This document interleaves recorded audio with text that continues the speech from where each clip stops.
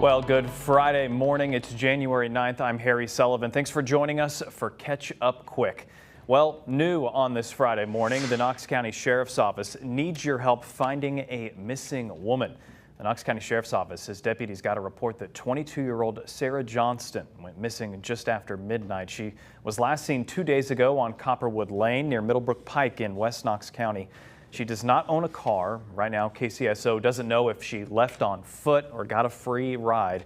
KCSO says Johnston has a heart tattoo on her left eyebrow, and she has a condition that could stop her from getting home safely. If you have any information, you can call KCSO 865-215-2243. And the Knoxville Fire Department says the city saw 0 deaths this year because of a fire, at least in 2025. The fire department gives most of the credit to fire prevention rather than just firefighting. The fire department's encouraged people to avoid dangerous behaviors like carelessly throwing away smoking materials and cooking improperly. The fire department had some tips for staying fire safe in Knoxville, like having a fire escape plan, practicing doing that, never leaving cooking unattended, and using electrical equipment safely.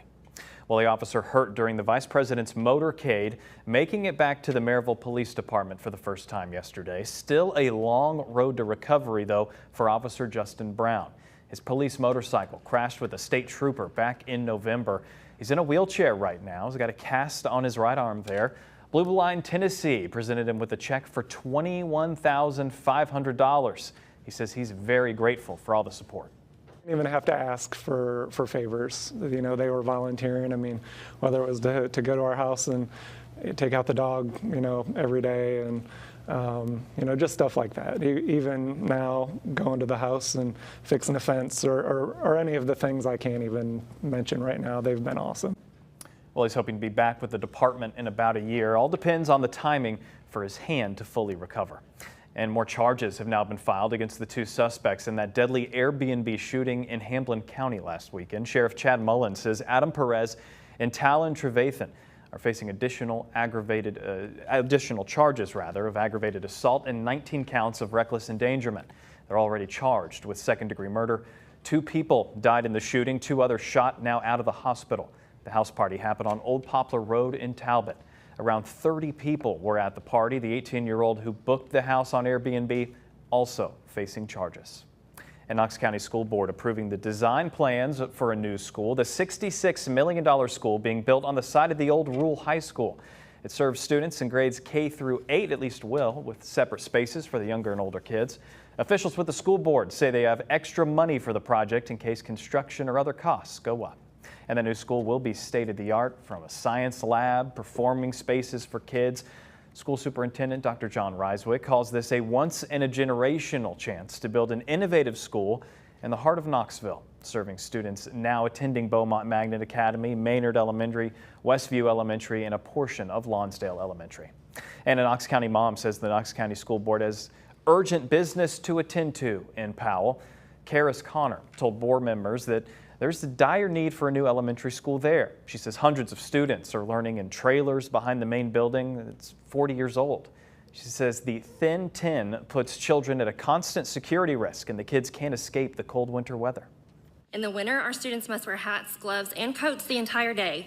And while Knox County Schools will repeatedly and truthfully tell you that the heat works, it doesn't matter how much heat you pump into those trailers. The minute the doors open, the heat is gone. And with first and second graders, you can imagine that the doors open all day long, because that's right, our trailers house not some of the first and second graders, all of the first and second graders. Well, Connor says the population growth in Powell means a new school is needed, not just an addition to the current school.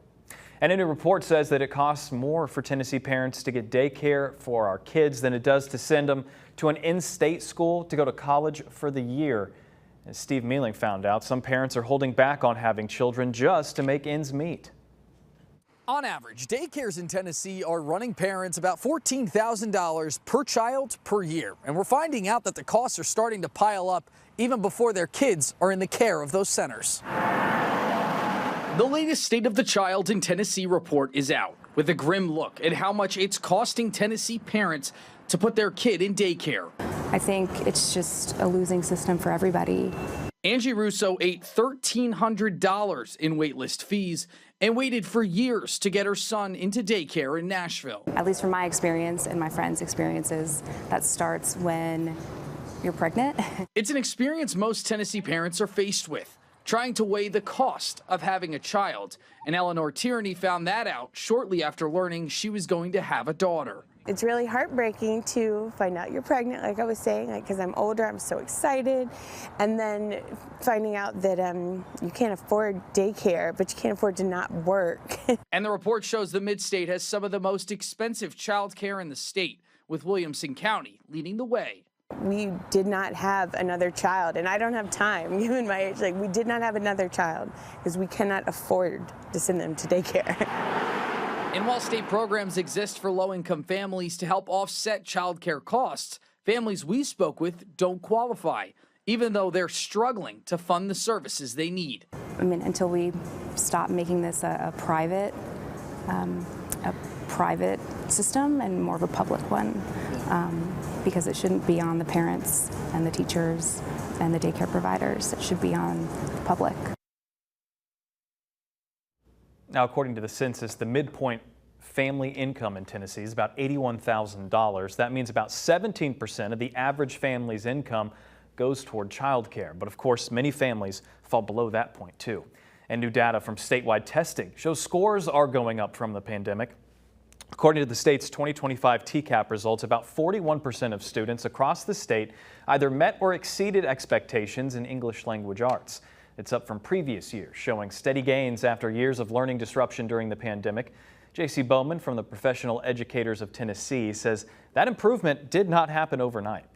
Governor Lee's administration has really put an emphasis on it. And, but it goes down to the educators and the school districts and everything getting into really going back to phonics-based. Even though this progress is encouraging, educators say there is still a lot of work to do. Used to have parents come in and go, my child only wants to read comic books. And I looked at them and I go, buy more comic books. Find what they're interested in reading and give them more of that and let them read. For parents, he says support at home is, of course, very important. Nothing wrong with making reading and learning fun. He also says they're focusing on improving TCAP math scores as well. Well, Care Cuts, a nonprofit that helps the homeless, wants to bring a social service center to Clinton Highway in North Knoxville.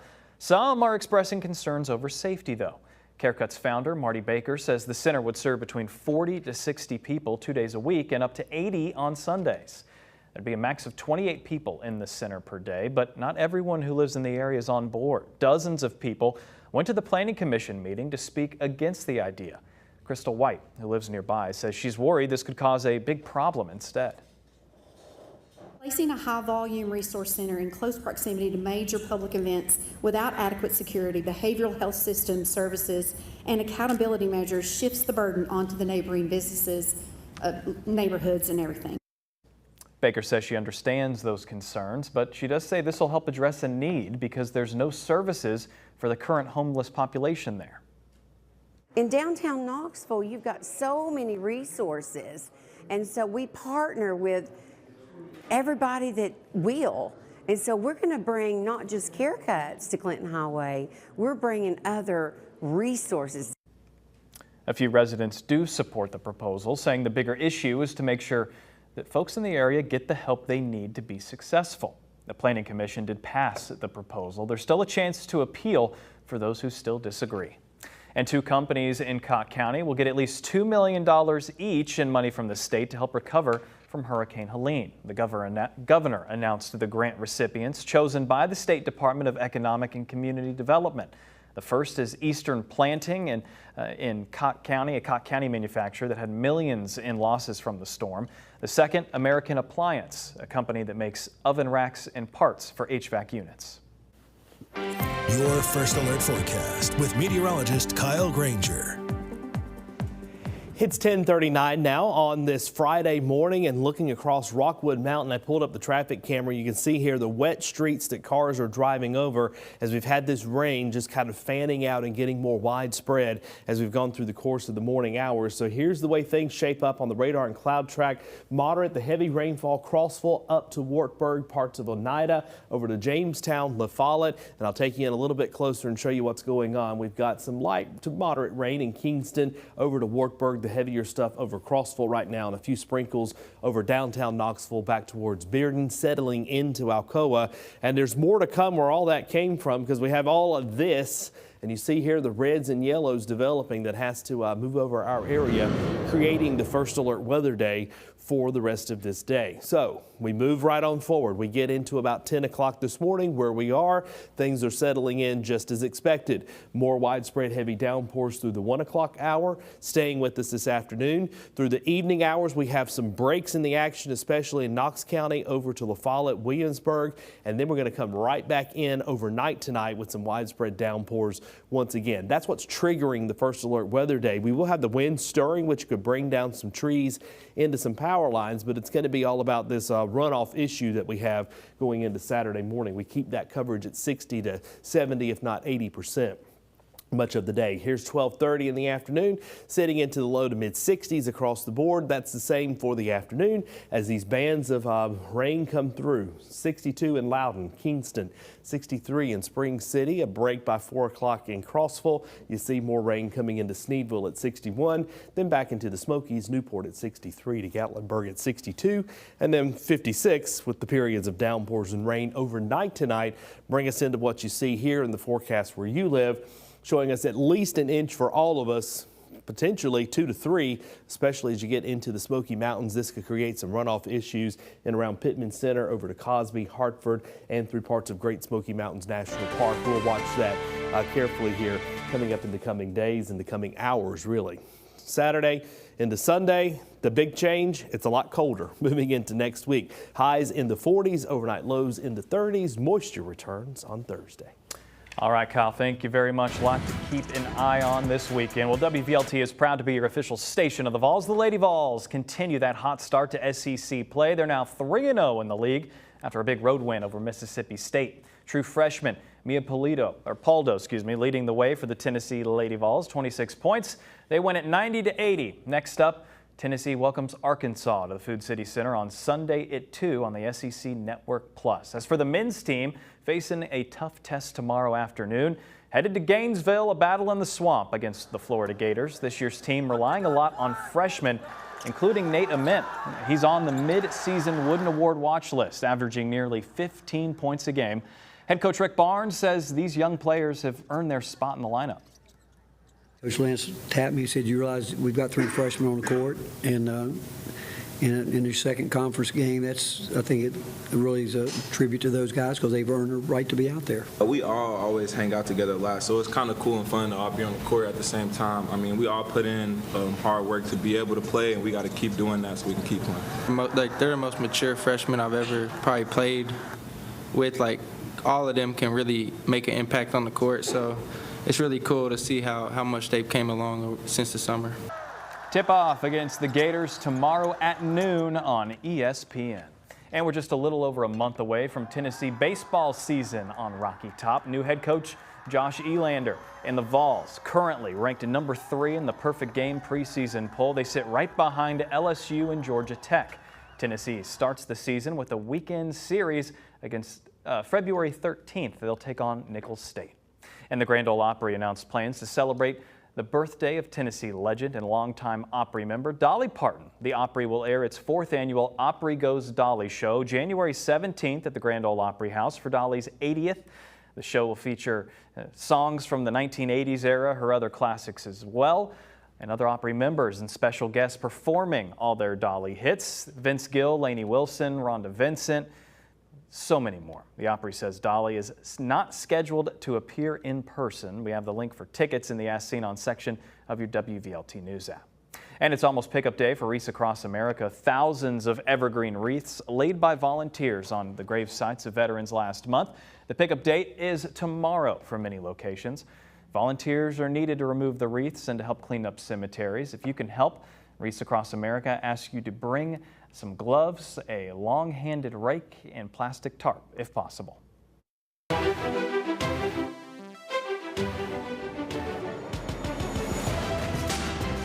We the People, celebrating 250 years of America.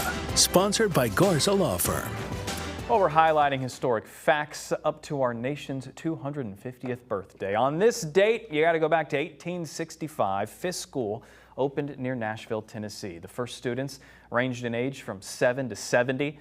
Less than 2 years later, the humble school was incorporated as Fisk University. It is the oldest institution of higher learning in Nashville. Well, that'll do it for us on this Catch Up Quick. Today, a first alert in place. Make sure you check us out online inside your WVLT News app. You can stay up to date with everything going on as we head into the weekend. Have a good Friday.